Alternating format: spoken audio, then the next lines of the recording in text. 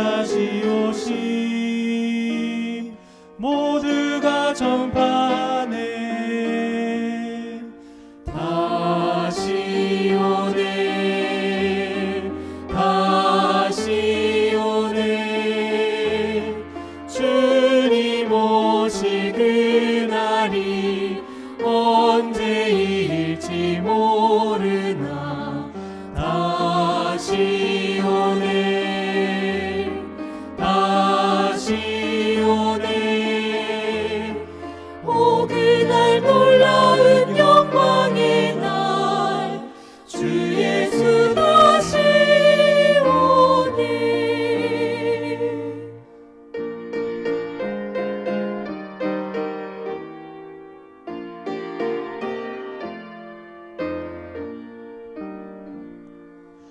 마침내 주 앞에서 슬픔은 사라지고 멸류관 많았으리 주 예수 다시 오네 다시 오네 다시 오네. 주님 오실 그날이 언제일지 모르나 다시 오네 다시 오네. 오 그날 놀라운 영광의 날 주 예수 다시 오네.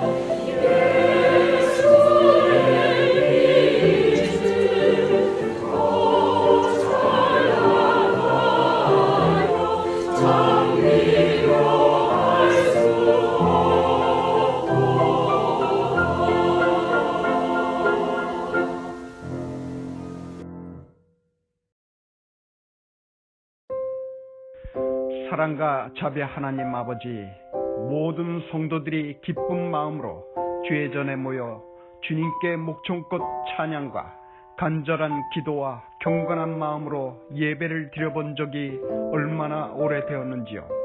고작 한두 달 지나면 끝나겠지 하는 팬데믹 사태가 10개월이 지나고 날로 악화되어 앞으로도 얼마나 많은 기간을 가족 단위로 생동감 없는 답답한 예배를 계속해야 하는지 예측할 수 없는 불확실한 세상 속에 살고 있습니다.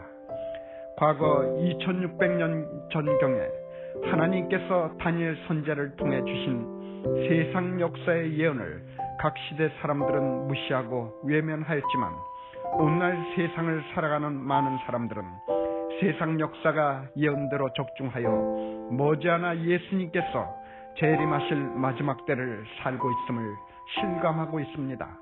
이때 미주 전역에 흩어져 살고 있는 성도들을 위하여 주님께서 준비시킨 주의 종들을 통하여 다니엘 계시록의 말씀을 연구하고자 하오니 준비된 주의 말씀이 세상 죄악과 고통과 유혹과 외로움과 대항하는 모든 성도들의 힘과 용기가 되어 주님께 영광 돌리는 시간이 되기를 우리를 죄에서 구원하여 주신 예수 그리스도 이름 받들어 간절히 기도드립니다.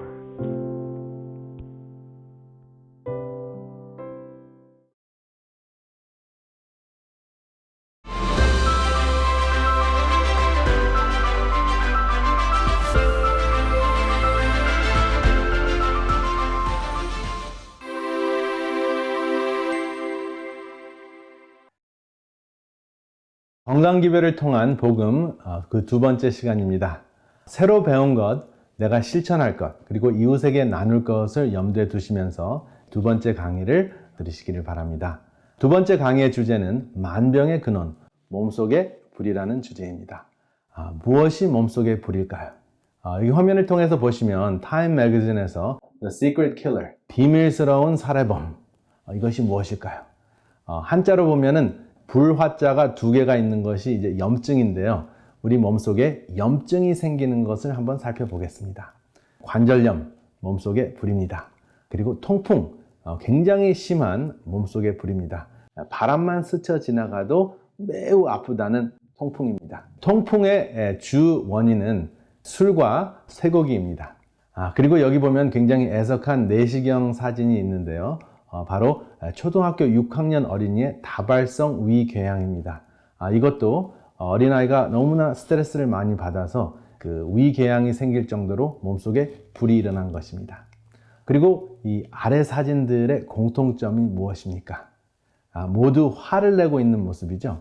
여러분들과 제가 화를 내는 순간 우리 위의 벽은 얼굴 색깔과 똑같아집니다. 매우 빨개지면서 염증이 생기는데요. 이것이 계속 지속되면은 출혈까지 생기는 몸속에 불의 현상이 일어납니다. 그리고 붉은 고기가 심장병에 좋지 않다고 해서 하얀 고기, 흰 고기를 이렇게 양념을 진하게 해서 먹는 경향이 있는데 이게 닭불고기입니다. 그런데 닭을 하루에 50g씩 한 10년 정도 섭취를 하게 했더니 췌장암 발병률이 72%가 증가했다는 40만 명이나 되는 유럽의 연구 결과가 있습니다. 이것은 췌장암 발병률을 이야기했는데요. 췌장암 발병률뿐만 아니라 다른 이제 암도 증가하는데 우리가 가장 무서워하는 암 중에 하나가 췌장암이죠.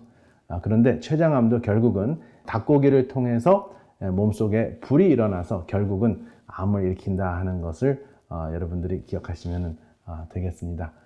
닭고기 한번 생각해 볼 필요가 있죠. 이렇게 몸속에 불이 다양한 것이 있는데 최근 1년 동안에 또 불과 싸웠습니다. 바로 코로나 바이러스라는 불과 싸웠는데요. 사실 코로나 바이러스 자체가 불은 아닙니다.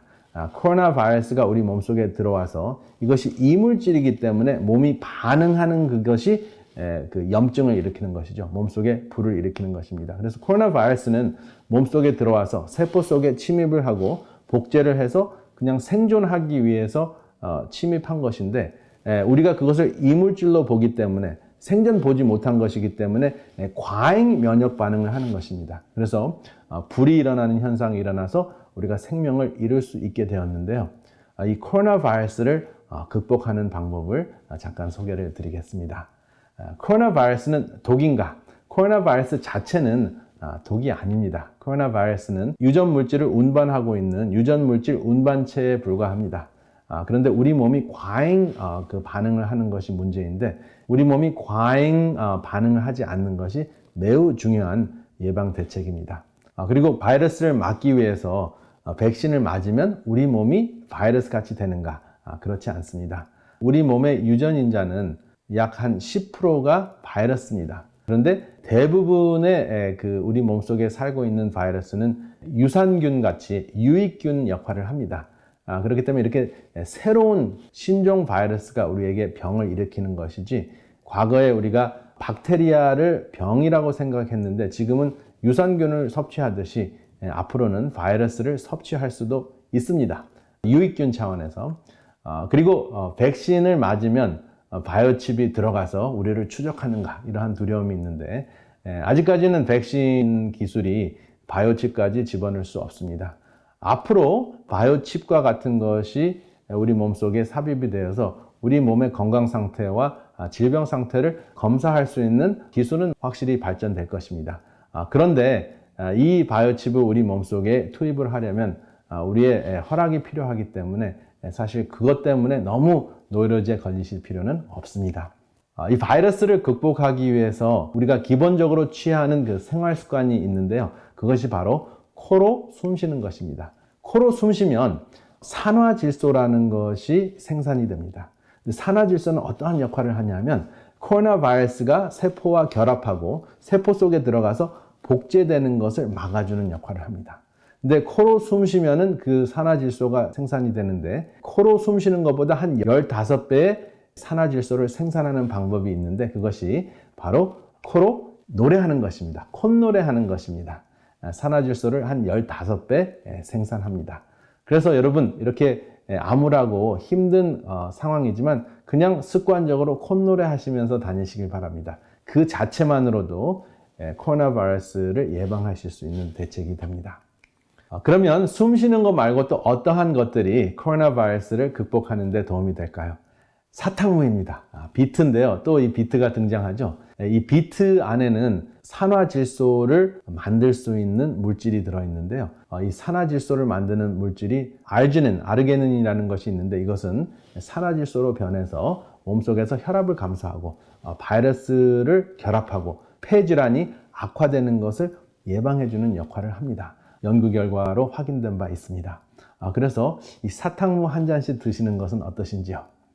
그리고 사탕무 말고 또 양파가 있습니다.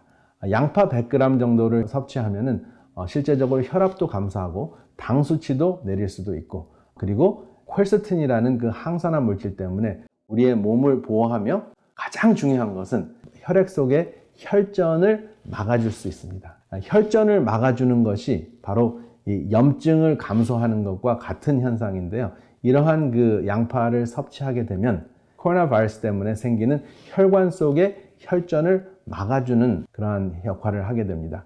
그래서 뇌혈관에서 생기는 혈전을 막아주면 뇌졸중을 예방할 수 있고, 또 심장혈관에서 생기는 혈전을 막아주면 심장마비를 예방할 수 있겠죠. 그리고 손가락, 발가락에서 혈전이 생기는 것을 막아주면 손가락, 발가락의 궤저 현상, 썩어 들어가는 현상을 막아줄 수 있습니다. 그런데 이렇게 100g이 되는 양파는 다양하게 섭취할 수 있지만 어떻게 드시는 것이 한 가족이 같이 드실 수 있을까요?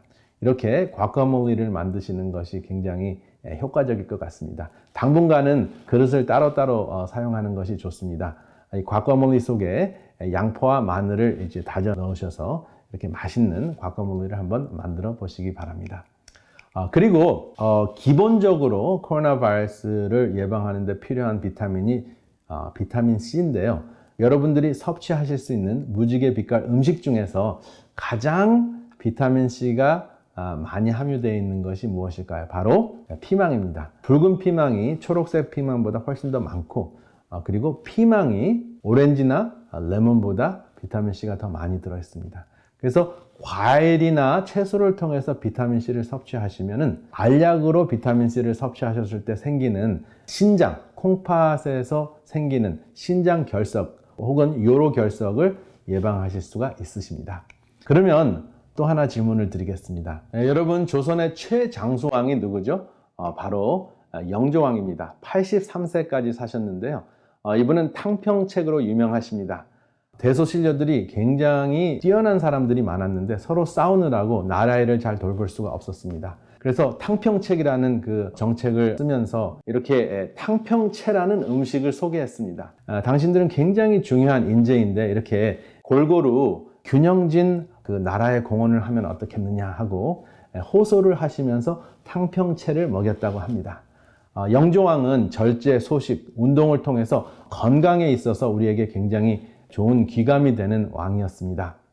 쉼터에서는 이 탕평채를 이 쉼터 마리로 한번 대체해 보았는데요. 무지갯빛 항암마리라고 이름을 붙여 보았습니다.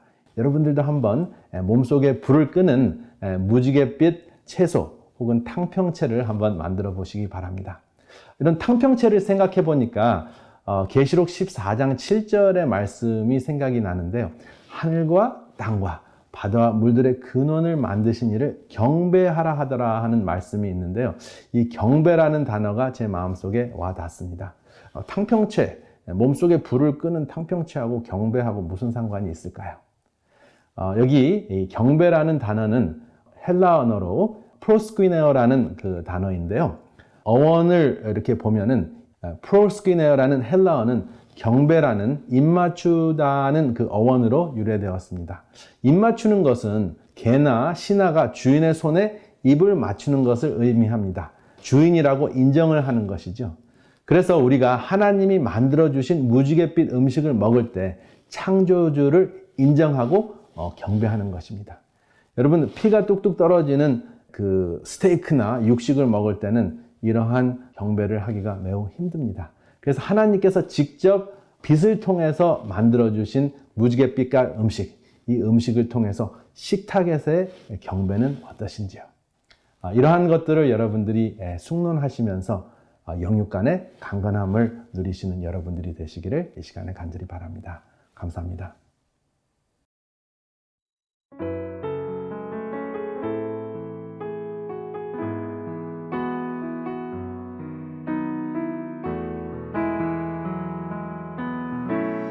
이 세상을 살아가는 동안에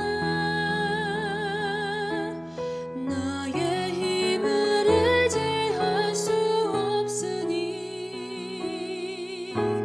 기도하고 낙심하지 말 것은 주께서 참 소망이 되심이라.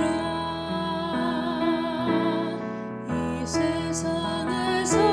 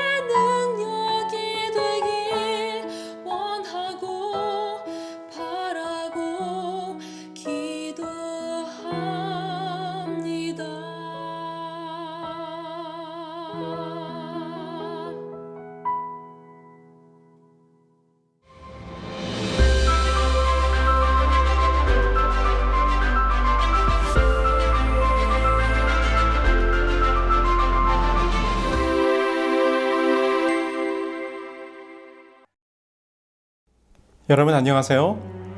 오늘은 이교에 물든 기독교라는 책에 있는 한 이야기로 시작해 보려고 합니다. 윈체스터 씨는 아침부터 아내와 아이들 때문에 스트레스를 잔뜩 받았습니다. 교회 가는 날 아침인데 아이들은 전혀 준비가 되어 있지 않았습니다. 애들은 왜 준비가 아직 안 된 거야? 얘들아, 너희들 언제까지 게임을 하고 있을 거니? 이렇게 한바탕 소란을 피우고 나서야 겨우 차를 타고 교회로 출발할 수 있었습니다. 그런데 예배 시간에 늦지 않기 위해 속도를 높이던 윈체스터 씨는 그만 스피드 티켓을 받게 됩니다. 교회 가는 하이웨이에서 티켓을 받은 것이 벌써 한두 번이 아닙니다. 가까스로 시간에 맞춰 교회에 도착한 후 흥분되고 속상한 마음을 겨우 가라앉히며 자리에 앉았을 때 그는 이런 생각을 하게 됩니다. 불과 1시간 전까지만 해도 불신자처럼 행동했던 내가 지금은 왜 이렇게 단정하게 빼입고 앉아서 좋은 그리스도인인 양 행사하고 있을까? 오늘 아침에 우리처럼 한바탕 했던 가엾은 가족이 얼마나 많았을까? 그런데 우리는 다 하나님께 잘 보이려고 이러고 있겠지? 그때 그는 목사님이 오른손으로 성경을 번쩍 들고 주먹으로 강대상을 치며 하는 말씀을 듣습니다. 우리 교회는 오직 이 성경대로만 모든 것을 합니다. 모든 것을 성경대로. 이것은 하나님의 말씀입니다. 이것을 떠나서는 한 발자국도 나아갈 수 없습니다. 단 1mm도 못 갑니다. 목사님의 이 말씀을 듣는 순간 갑자기 그의 뇌리에 또 다른 생각이 스쳐 지나갑니다. 그리스도인이 정장하고 교회에 가야 한다는 말을 성서에서 읽어본 적이 없는데 이게 정말 성서대로 한다는 건가? 이렇게 딱딱한 의자에 앉아서 45분 동안 셀 수 없이 많은 사람들의 뒤통수를 바라보고 있는 것이 성서대로 한다는 말인가? 일주일에 2번, 그것도 몇 시간만 사용하는 이 건물을 유지하려고 우리는 왜 그토록 많은 돈을 쏟아 부어야 하는가? 목사님이 설교할 때 교인 반 이상이 졸고 앉아있는 이 예배라는 것이 과연 성서적인가? 이교에 물든 기독교. 이 책은 방금 제가 들려드린 윈체스터 씨의 질문으로 시작됩니다. 오늘 우리가 교회에서 하고 있는 많은 것들이 정말 성서적인 것인가? 이 질문에 우리는 예라고 선뜻 대답하지는 못할 것입니다. 오늘날 교회에서 행해지는 많은 모습들이 일일이 성경에 설명되어 있거나 언급되어진 것은 아니기 때문입니다. 물론 우리는 이러한 것들을 교회의 역사나 전통, 그리고 각 지역의 문화와 관습에 따라 저마다의 지역 교회의 모습으로 자리 잡아왔다고 설명할 수는 있을 것입니다. 그런데 놀랍게도, 너무나도 놀랍게도 성경의 진리와 그 근간을 뒤흔들어버린 진리의 왜곡이 이 교회의 역사 속에서 벌어졌다는 사실을 알고 있는 그리스도인들이 많지 않습니다. 오늘 저는 여러분들과 함께 이 주제를 나누기 위하여 다니엘서 7장으로 가보려고 합니다. 다니엘서 7장 25절에 이렇게 예언되어 있습니다. 그가 장차 지극히 높으신 이를 말로 대적하며 또 지극히 높으신 이의 성도를 괴롭게 할 것이며 그가 또 때와 법을 고치고자 할 것이며 여기에 그라고 표현된 한 존재가 등장하는데 다니엘서 7장 8절을 보시면 이는 작은 뿔이라는 존재임을 알 수 있습니다. 이 작은 뿔이 어떤 일을 하게 될 것인가 하면 말로 지극히 높으신 이를 대적하고 그의 성도들을 괴롭게 할 것이며 또 때와 법을 고치고자 할 것이라고 예언하고 있습니다. 때와 법을 고친다. 여러분, 성경에 기록된 법에는 무엇이 있습니까? 그렇습니다. 하나님께서 친히 우리에게 그의 손으로 기록하여 주신 십계명이 있습니다. 예수님께서 그의 산상설교에서 이 율법에 대하여 이렇게 말씀하셨습니다. 내가 율법이나 선지자를 폐하러 온 줄로 생각하지 말라. 폐하러 온 것이 아니요 완전하게 하려 함이라. 진실로 너희에게 이르노니 천지가 없어지기 전에는 율법의 1.1획도 결코 없어지지 아니하고 다 이루리라. 하나님께서 주신 법은 절대로 폐지되거나 변경될 것이 아닙니다. 주님께서는 이것의 1.1획도 결코 없어지지 아니할 것이라고 분명히 말씀하셨습니다. 그런데 지금 다니엘 7장에 예언되어진 한 존재는 그 법을 고치고자 할 것이라는 것입니다. 이것에 대하여 다니엘은 8장에서 이렇게 부연하여 설명합니다. 그의 악으로 말미암아 백성이 매일 드리는 제사가 넘긴 바 되었고 그것이 또 진리를 땅에 던지며 자의로 행하여 형통하였더라. 여기에서도 기록하기를 그가 진리를 땅에 던져버릴 것이라 예언합니다. 여러분, 이것은 어느 지역에서는 교회에서 예배 후에 파트락을 꼭 하지만 어떤 지역에서는 파트락을 하지 않는다와 같은 그런 단순한 이야기가 아닙니다. 하나님의 법을, 하나님의 진리를 완전히 바꾸어 왜곡하고 변경하여 진리를 잃어버리게 만들 것이라는 무서운 예언이 담겨 있는 것입니다. 아주 심각한 문제입니다. 우리의 신앙의 방향을 완전히 바꾸어 버릴 수 있는 문제입니다. 자, 그렇다면 과연 다니엘서 7장과 8장에 예언되어 있는 하나님의 법이 변경되고 진리가 땅에 던져지게 되는 이 예언은 이루어졌을까요? 그렇다면 그는 누구이며 그 일이 어떻게 우리 교회의 역사 가운데서 자행되었는지 함께 살펴보고자 합니다. 우리는 이 작은 뿔의 존재가 무엇인지를 알아보기 위해서 다니엘 7장의 예언들을 차근히 살펴보아야 합니다. 그래야 이 작은 뿔이 언제 어떠한 배경에서 어떠한 모습으로 역사에 등장할 것인지를 분명히 추적할 수 있기 때문입니다. 다니엘서 7장은 다음과 같이 시작합니다. 하늘에 내 바람이 큰 바다로 몰려 불더니 큰 짐승 넷이 바다에서 나왔는데 그 모양이 각각 다르더라. 이곳에는 선지자 다니엘이 받은 한 꿈과 환상에 대한 이야기가 기록되어 있습니다. 그런데 그 꿈 속에 어떤 장면이 펼쳐졌는고 하니 내 바람이 바다에서 불어오는데 그때 큰 짐승 4마리가 바다에서 올라오더라는 것입니다. 그런데 그 짐승들이 서로 다른 모습으로 등장합니다. 다니엘 7장 4절에 보면 첫째는 사자와 같다고 말하고 있고 5절에 기록하기를 둘째는 곰과 같다고 합니다. 그리고 세 번째는 6절에서 말하기를 본즉 다른 짐승 곧 표범과 같은 것이 나왔고 마지막으로 네 번째는 다니엘이 생전에 한 번도 보지 못한 짐승의 모습이라 무섭고 놀라우며 매우 강하며 쇠로 된 큰 이를 가진 모습이라고 다니엘 7장 7절에서 설명합니다. 과연 이 4마리의 짐승들이 출현하는 것은 무엇이고 이것이 오늘 우리가 찾고자 하는 작은 뿔과 어떻게 연결이 되는 것일까요? 먼저 4마리의 짐승에 대하여 간략하게 살펴볼 것입니다. 여러분 잘 집중해서 따라오시게 되길 바랍니다. 다니엘은 서로 다른 4마리의 짐승이 무엇인지를 잘 설명해주고 있습니다. 다니엘 7장 17절입니다. 그 4 짐승은 세상에 일어날 4 왕이라. 지금 이 4마리의 짐승들이 무엇이라고요? 네, 이 세상에 일어날 4 왕이라. 아하, 그렇습니다. 조금 눈치가 빠르신 분들은 아마 알아내셨을 것입니다.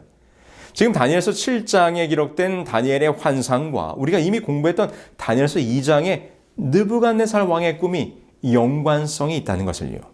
무엇입니까?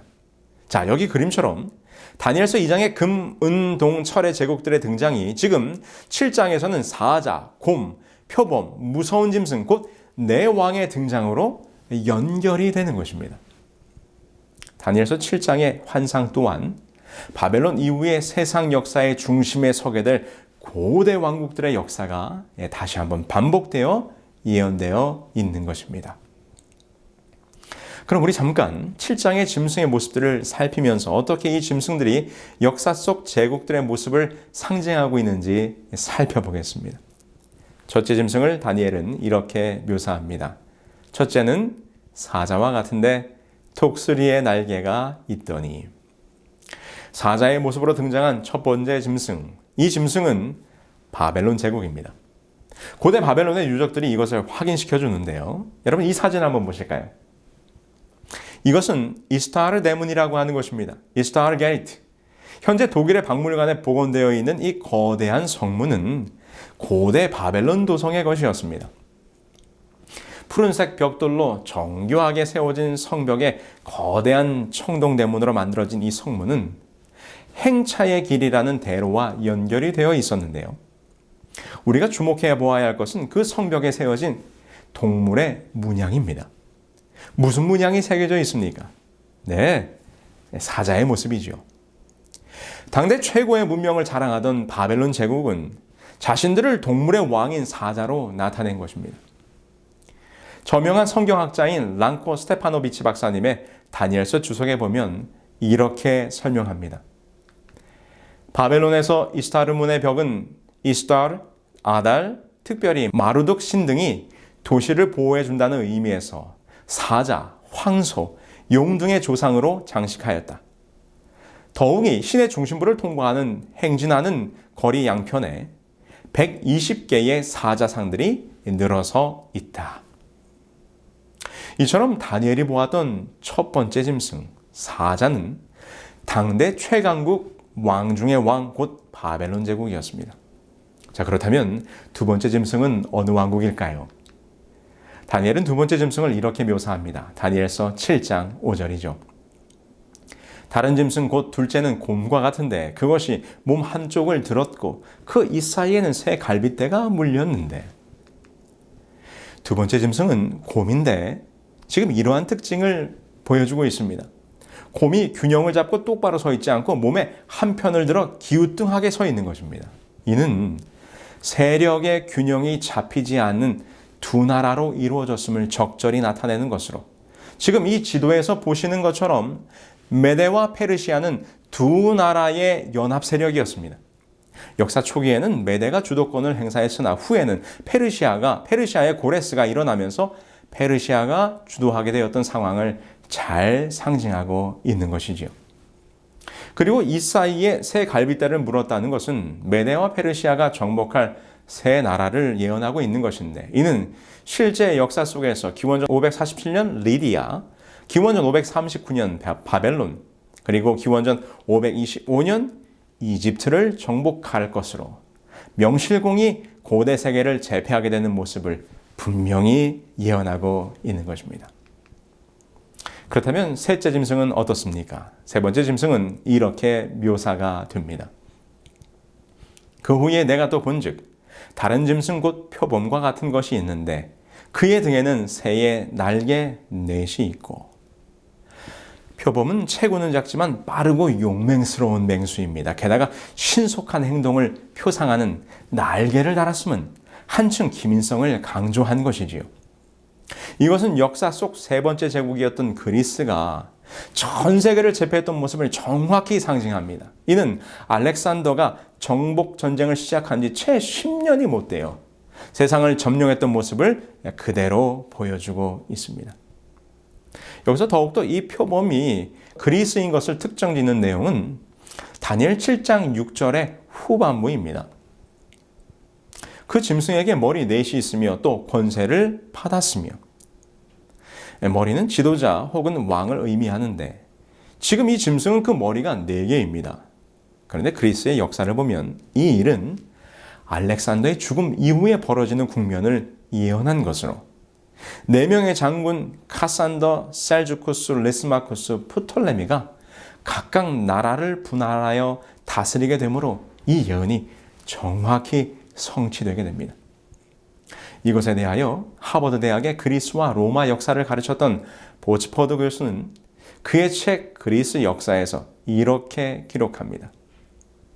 기원전 301년에 있었던 입수스 전쟁은 알렉산더의 제국이 로마의 세력에 들어가기까지 그 제국의 역사를 결정지은 것으로 고대에 있어서 가장 중요한 전쟁들 가운데 하나였다.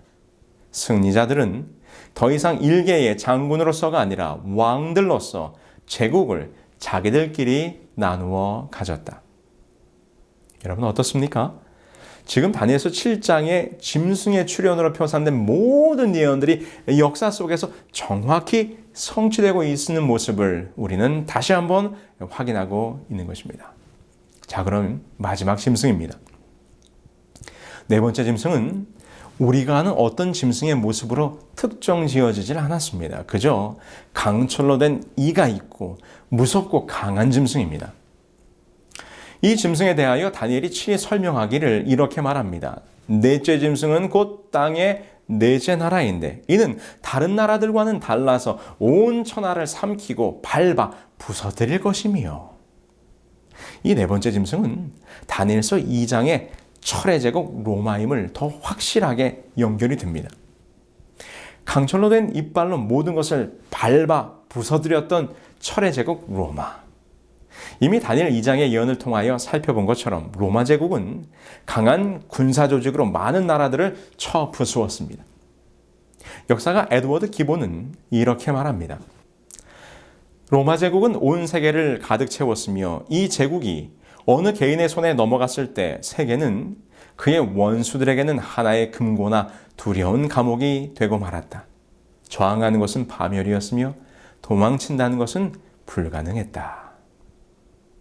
자, 그렇다면 다니엘서 2장의 10발가락 시대가 7장에서는 어떻게 설명되었을까요? 무서운 짐승의 출현 이후에 그 무서운 짐승의 머리에서 10뿔이 돋아납니다. 그런데 이것을 설명하기를 이는 그 나라에서 일어날 10왕이라고 설명합니다. 이것이 바로 다니엘서 2장의 10발가락의 모습과 연결되는 장면인데요. 10뿔은 로마의 붕괴와 함께 그 안에서 일어날 나라들을 의미하는 것입니다. 자, 여기까지 우리가 숨가쁘게 네 짐승에 대하여 살펴보았을 때 이는 정확히 다니엘서 2장의 금, 은, 동, 철의 제국으로 이어지는 세상 열국의 역사를 다시 한번 네 마리의 짐승으로 우리에게 설명해 주고 있는 것이 분명합니다. 그리고 10발가락의 시대는 10뿔이 돋아나는 것으로 정확하게 이어지고 있습니다. 그런데 이제부터 다니엘 2장에서는 등장하지 않았던 전혀 새로운 장면이 펼쳐집니다. 그것이 바로 우리가 오늘 중요하게 살펴보려고 하는 작은 뿔에 대한 예언입니다. 여러분 잊지 않으셨죠? 오늘 강의 처음 부분에 말씀드렸던 하나님을 대적하고 하나님의 법을 변경하여 진리를 땅에 던져버리게 될 작은 뿔. 다니엘은 그 작은 뿔의 출현 장면을 이렇게 설명합니다. 내가 그 뿔을 유심히 보는 중에 다른 작은 뿔이 그 사이에서 나더니 첫 번째 뿔 중 셋이 그 앞에서 뿌리까지 뽑혔으며 이 작은 뿔에는 사람의 눈 같은 눈들이 있고 또 입이 있어 큰 말을 하였더라. 다니엘이 설명하고 있는 작은 뿔의 특징들을 하나하나 살피면서 이 작은 뿔이 역사 속에서 어떤 존재였는가를 찾아가 보는 것입니다. 우리는 첫 번째로 이 작은 뿔이 등장하는 시기를 알 수 있습니다. 다른 작은 뿔이 그 사이에서 나더니 그 머리에는 10뿔이 있고 그 외에 또 다른 뿔이 나오매. 이 모든 다니엘서의 설명을 종합해 볼 때 이 작은 뿔이 등장하는 시기가 정확해집니다. 무서운 짐승에서 10뿔이 돋아난 이후, 다시 말해서 철의 제국 로마가 멸망한 이후 유럽이 열구로 나누어진 다음에 이 작은 뿔은 등장하게 되는 것입니다. 그런데 이 작은 뿔이 먼저 돋아난 10뿔 가운데 뿔 3개를 뽑아버립니다. 첫 번째 뿔 중에 셋이 그 앞에 뿌리까지 뽑혔으며 이 세 뿔이 뽑혔다는 것이 무슨 의미입니까? 이것은 분열된 유럽의 열국 가운데 세 나라가 뒤에 나온 이 작은 뿔 세력 때문에 멸망할 것이라는 것입니다. 이것은 다니엘이 친히 다니엘서 7장 24절에서 설명합니다. 그가 먼저 있던 자들과 다르고 또 새 왕을 복종시킬 것이며. 그렇다면 새 나라가 멸망하게 되는 이 사건은 어떤 사건일까요? 유럽의 역사 가운데 이러한 일이 있었습니다. 그것은 삼위일체에 대한 신앙의 차이에서 발생한 일인데요. 바로 아타나시우스파와 아리우스파 사이에 논쟁이 있었습니다. 이 논쟁을 간략히 설명드리자면 아타나시우스파는 우리가 정통으로 받아들이고 있는 아버지와 아들과 성령 하나님의 동일한 위격을 강조하는 삼위일체를 주장했습니다. 그런데 이에 반하여 예수는 신이 아니며 한 인간에 불과하다고 주장하는 무리들이 생겨났는데 이것이 아리우스파입니다. 이것이 초기 기독교 시대에 아주 뜨거운 논쟁의 주제였습니다. 아타나시우스를 지지했던 교황 로마와는 달리 아리우스를 지지하는 세 부족이 있었어요. 결국 이들이 교황에게 대적하게 되는 것이죠. 이에 동로마 제국의 황제들이 로마 교황을 옹립하면서 이에 반대하는 세 부족의 나라를 멸망시킵니다. 그래서 멸망한 세 나라가 493년에 멸망한 헤룰리 왕국, 그리고 534년에 멸망한 반달족, 그리고 538년에 그 끝을 맞이하게 된 동고트족인 것입니다. 이리하여 로마 교황권이 지상권을 가로막던 세 뿔, 곧 세 나라가 멸망함으로써 로마 교황은 드디어 세계 교회의 머리로서 그 위치를 굳건히 하게 된 것이지요.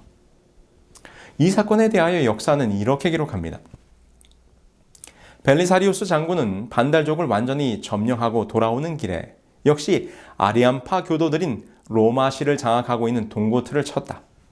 536년 12월 9일에 마침내 로마시를 점령하고 동고트족을 축출하였다. 그러나 그 후로도 침입을 계속하던 동고트족이 538년 중순에 퇴각하여 로마 교회의 감독이 전 세계 교회의 머리라는 유스티니아누스 황제의 칙령은 반대 없이 실시될 수 있었다. 자, 이제 서서히 이 작은 뿔의 세력이 무엇인지 드러나고 있습니다. 계속해서 살펴보시죠. 다니엘 7장 8절입니다.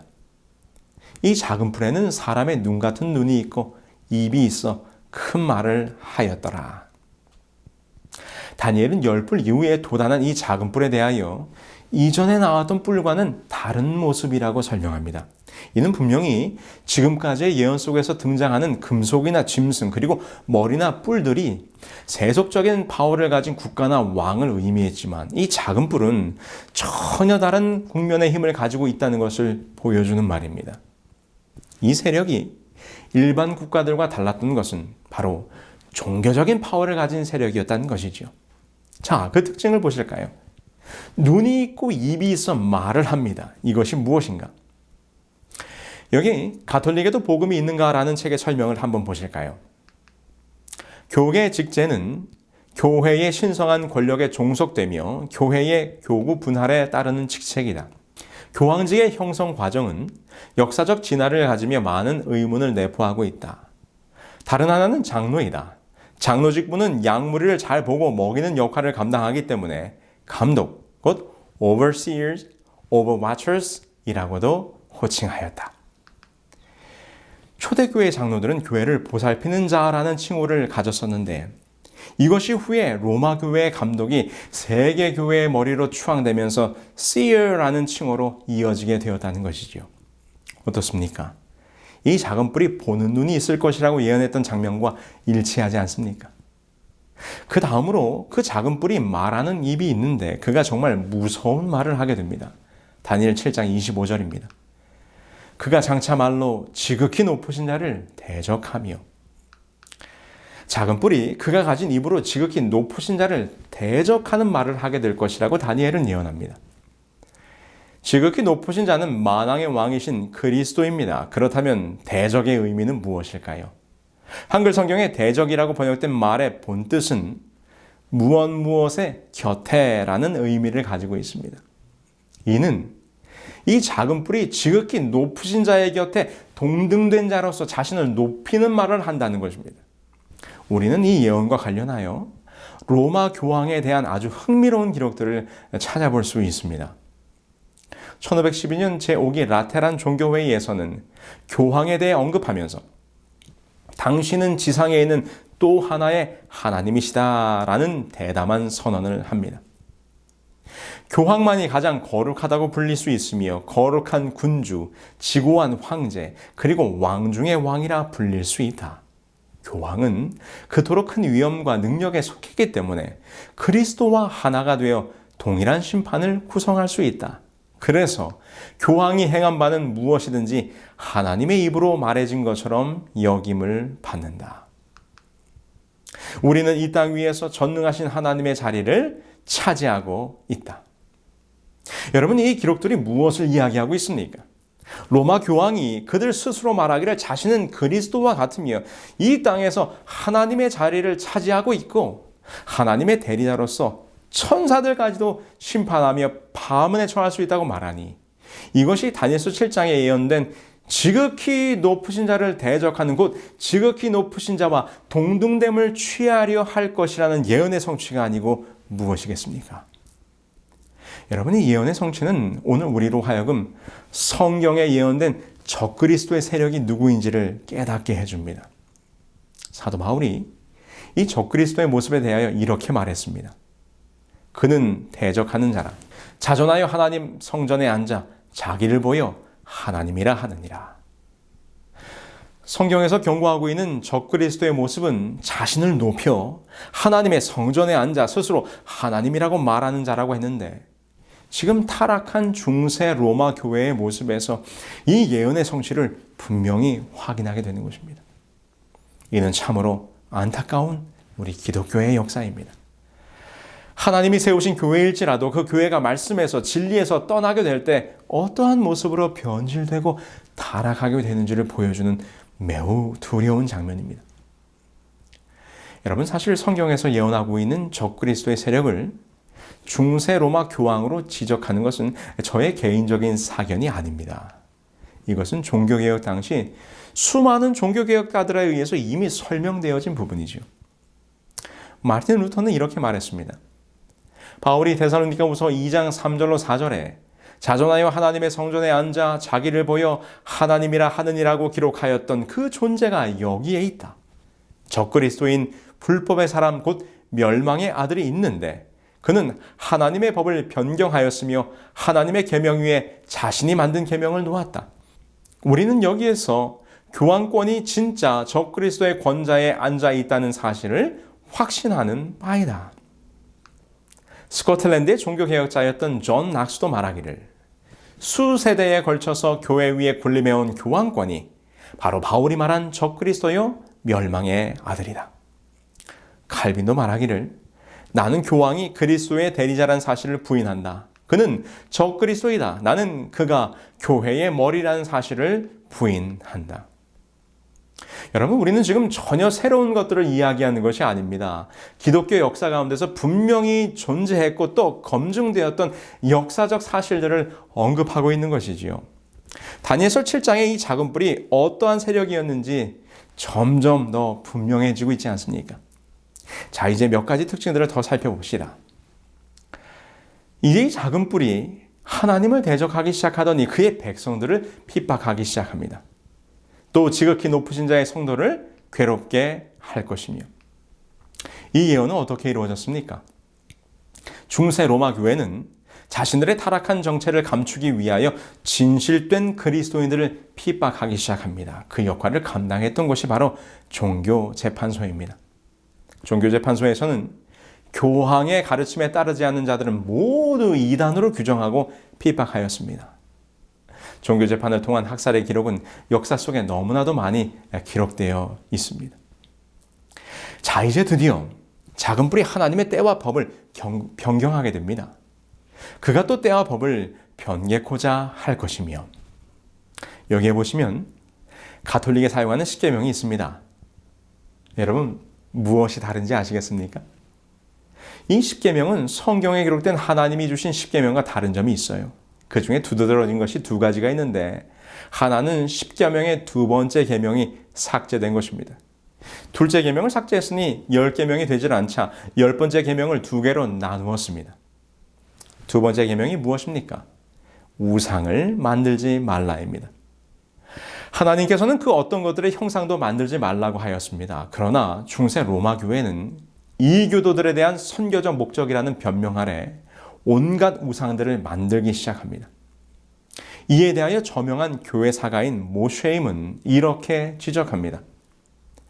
그리스도인 감독들은 이전의 히랍과 로마의 다른 종교의 숭배자들이 그들의 상상적인 신들에게 존경과 신앙심을 표현하였던 종교 의식들과 제도들을 조금씩만 고쳐서 그리스도교 예배에 끼워 넣었다. 이렇게 함으로써 이교도 대중들로 하여금 더욱 쉽사리 그리스도교를 받아들일 수 있을 것이라고 생각했다.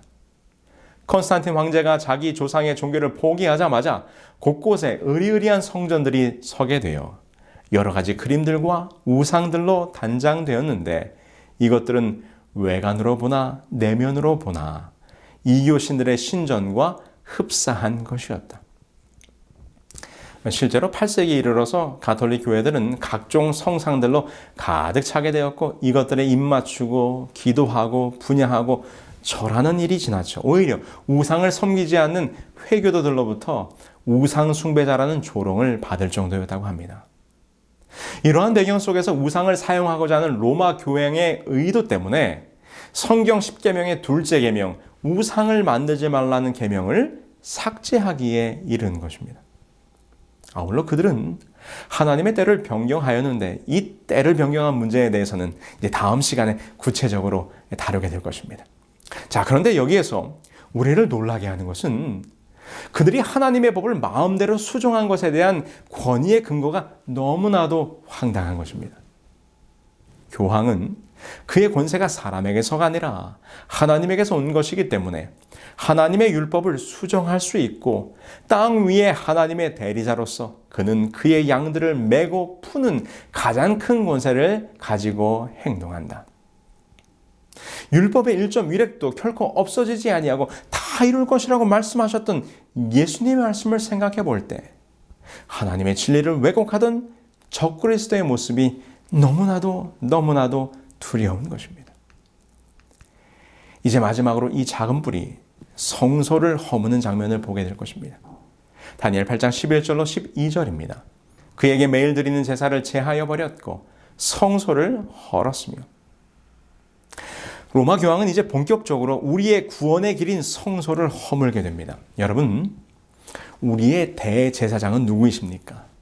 우리를 죄에서 중보해 주실 수 있는 분은 오직 흠 없으신 예수 그리스도뿐이시지요. 그래서 히브리서는 이렇게 기록합니다. 우리에게 있는 대제사장은 우리의 연약함을 동정하지 못하실 리가 아니요 모든 일에 우리와 똑같이 시험을 받으시니로되 죄는 없으시니라. 그런데 여러분, 교황은 이것을 교황 무류설로 대치합니다. 다시 말해서 교황 자신이 아무런 죄가 없다는 것입니다. 이것은 1870년 제1차 바티칸 공회의에서 결정된 교리로 선포되었습니다. 교황이 모든 그리스도인의 목자요 스승으로서의 그의 직무를 수행하면서 그의 사도적 권위로 전체 교회에서 견지되어야 할 신앙과 도덕에 관한 교의를 결정할 때 그는 성 베드로를 통하여 약속된 하느님의 도우심에 의하여 무류성을 소유한다. 뿐만 아니라 우리의 죄를 사해주는 분은 오직 예수 그리스도뿐이시죠. 오직 예수님만이 십자가에서 흘리신 당신의 피로 우리의 죄를 사하여 주실 수 있습니다. 요한이 이렇게 기록했어요. 요한일서 1장 9절입니다. 만일 우리가 우리 죄를 자백하면 그는 미쁘시고 의로우사 우리 죄를 사하시며 우리를 모든 불의에서 깨끗게 하실 것이요. 그러나 로마 교황은 이것을 고해성사로 바꾸어 버립니다. 여러분, 고해성사가 무엇입니까? 가톨릭에서 설명하는 고해성사의 의미를 한번 보시죠. 하늘이나 지구 어디든 내가 원하는 곳에서 찾아보라. 너는 죄인을 용서하고 죄인을 지옥의 사슬로부터 해방시킬 수 있는 단 하나의 피조물을 발견하게 될 것이다. 그 비범한 존재는 사제, 즉 천주교의 사제이다. 하나님 자신도 그분의 사제들이 심판 및 그들의 면죄를 거절하느냐 허락하느냐에 따라서 죄를 용서하시느냐 안 하시느냐를 결정해야 할 의무가 있으시다. 사제들의 판단이 우선하고 그 위에 하나님께서 동의하신다. 오직 주님께서만이 당신의 피로 죄를 사하실 수 있는 것을 가톨릭의 사제들이 가로챈 것입니다. 이것은 성소의 번제단 곧 어린 양의 희생의 의미를 허물어 버린 것이지요. 여러분, 물두멍은 어떻습니까? 물두멍은 물로 죄를 씻어내는 침례를 의미합니다. 그런데 로마 교회는 물속에 잠기는 침례를 세례성사로 바꾸게 됩니다. 1311년 교황 클레멘트 5세의 예식서 안에서 고정되었다. 예식 순서 중 세례수 축복으로 그리스도의 이름으로 사제가 빌 때 물이 성수로 바뀌게 된다. 그리고 여러분, 성소에서 떡은 하나님의 말씀을 의미합니다. 그런데 로마 교회는 생명의 떡인 하나님의 말씀, 성경을 읽지 못하게 만들어버립니다. 1229년 도로스 회의의 포고로 말미암아 대중의 말로 번역된 성경을 읽는 사람들을 종교 재판에 회부하게 되었다. 성경을 가졌으리라고 의심되는 사람들이 거주하는 곳은 수색해 내라는 것이었다.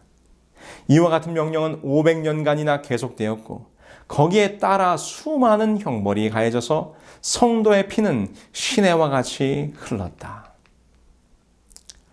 이런 뿐만 아니라 그들은 마땅히 하나님께 드려줘야 할 분향단의 기도를 왜곡시키게 됩니다. 로사리오, 우리들 모두가 합당한 위탁과 커다란 신앙과 열렬한 경건을 가지고 복되신 어머님께 간청한다면 그분은 주 예수님께 기도하며 현재의 거친 물결들을 잠잠케 하실 것이며 크리스천의 반대 세력을 기도 속에 빛나는 왕관으로 덮어버리실 것이다. 자, 오늘 우리는 다니엘서 7장과 8장에 예언된 이 작은 뿔의 등장과 그 작은 뿔이 우리 기독교 역사 가운데서 어떠한 일들을 하게 될 것인가에 대한 예언들을 살펴보았고 역사 속에서 분명히 성취되었음을 확인하였습니다. 여러분이 얼마나 두려운 역사적 사실입니까? 그런데 더더욱 우리가 놀라야 하는 것은 이렇게 적그리스도의 모습으로 타락해갔던 중세교회의 모습을 보면서 오직 성경대로 살아야 한다는 구호로 등장한 종교개혁, 그리고 시작된 개신교회의 모습 속에 이 변질된 진리의 왜곡이 여전히 남아있다는 것입니다. 다음 시간에 이 두려운 우리의 현실을 더 자세하게 조명하게 될 것입니다. 안타깝고 부끄럽지만 이것이 우리 기독교의 역사입니다. 우리는 이러한 교회의 타락을 보면서 역사의 교훈을 삼고 정말 성경의 가르침이 무엇인가를 분명하고 똑똑히 살펴보아야 할 것입니다. 제가 세미나리에서 공부하고 있을 때 일입니다. 어느 학기인가 구원론에 대한 수업을 공부하게 되었습니다. 그 수업의 모든 내용은 처음부터 끝까지 우리의 구원 되신 예수 그리스도가 누구이신가? 그분의 신성과 인성, 그리고 어떻게 오직 그분만이 우리의 구원이 되시는가에 대한 내용을 다루고 있었습니다. 우리의 구원은 처음부터 끝까지 오직 예수라는 것이 교수님의 중요한 가르침이었습니다. 그런데 그 수업에 한 중년의 흑인 여성분께서 참여하고 계셨습니다. 이분께서 얼마나 수업을 열심히 참여하시는지 거의 매 시간마다 매우 진지한 질문들을 던지시면서 이 교수님과 토론을 하시는 것입니다. 그러던 어느 수업 시간 그녀가 자신의 간증을 잠깐 나누었습니다. 자신은 20년 넘게 가톨릭 신자로 살아왔다는 것입니다. 그런데 지금 돌아보면 가톨릭 신자로 살았던 20년 동안 단 한 번도 예수님을 개인적으로 만난 적이 없었다는 것입니다. 항상 성모 마리아에게 기도하고 자신의 죄의 고백도 사제들에게 했기 때문에 예수님께 직접 나아가 보지를 못했다는 것입니다. 그러면서 그녀가 고백하기를 나는 이제야 예수님을 만났노라고 말씀하시는 것입니다. 여러분, 왜 기독교의 역사 가운데 이러한 참담한 일이 발생했습니까? 우리의 유일한 구원의 길이신 예수 그리스도를 증거해야 할 교회가 타락하여 교황을 그리스도의 자리에 올려놓고 하나님의 말씀과 법을 자기 마음대로 바꾸며 그리스도 앞으로 나아가야 할 구원의 길을 막아버렸습니다. 여러분, 이것은 사단이 원하는 일입니다. 우리의 구원을 회방하기 위한 사단의 무서운 계략입니다. 여러분, 그 어떤 것도 우리를 그리스도에게로 나아가는 것을 막는 것은 오류요 거짓입니다. 오직 주님만이 우리의 진리이시고 우리의 구원이십니다. 오늘 이 시간 이 침례 요한의 외침을 여러분들의 마음속에 새기시기를 간절히 소망합니다. 요한이 예수께서 자기에게 나오심을 보고 이르되 보라, 세상 죄를 지고 가는 하나님의 어린 양이로다.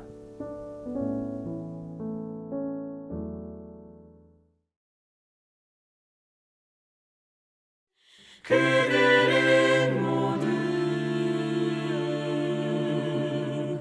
주가 필요해 모두 알게 되리 사랑의 주님.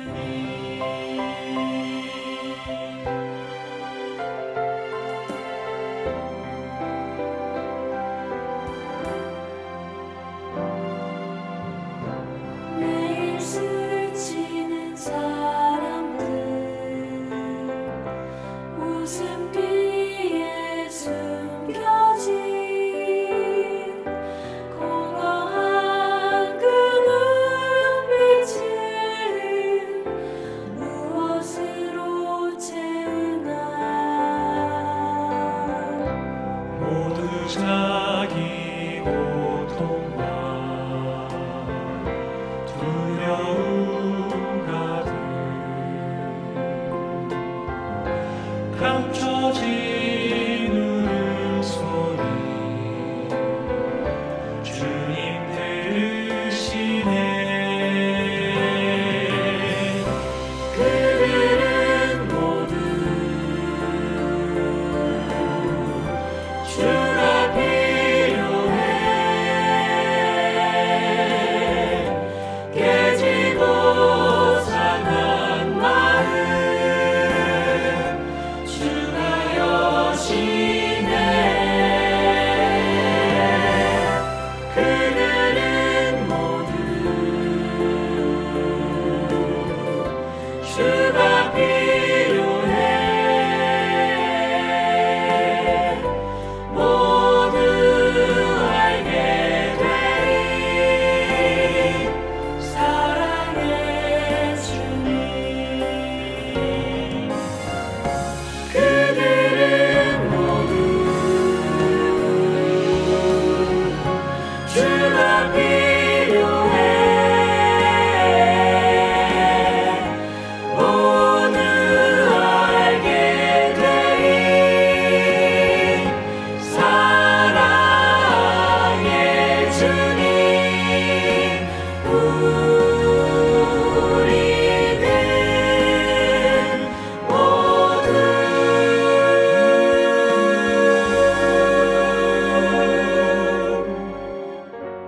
주가 필요해.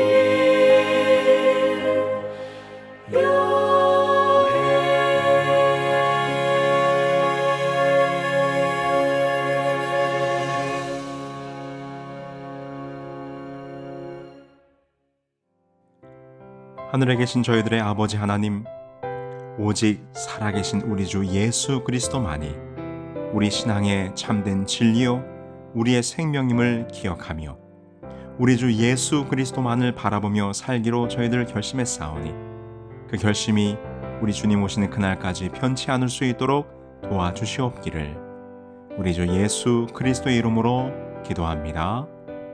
아멘. It is written 성경 예언 세미나에 참여하신 여러분 모두를 환영합니다. 이번 세미나에 참여하시는 분들을 위해 성경 연구 기록되었을 때라는 성경 공부 교재를 무료로 드립니다.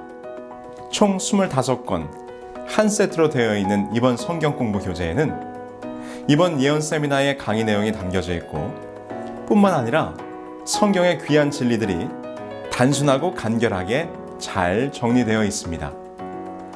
이번 세미나에 등록하시는 분들에게는 누구에게나 무료로 보내드립니다. 교재 신청 방법은 itiswrittenkorea.com에 들어오셔서 메인 페이지에 세미나 등록하기 버튼을 누르신 후 접수 사항을 기입하여 주시면 여러분이 거주하시는 곳에서 가장 가까운 지역 사이트에서 연락을 드리고 책을 보내드립니다. 말씀의 귀한 진리를 쉽게 공부할 수 있는 성경 연구 기록되었을 때 교재를 무료로 받으실 수 있는 기회를 놓치지 않으시기 바랍니다. 감사합니다.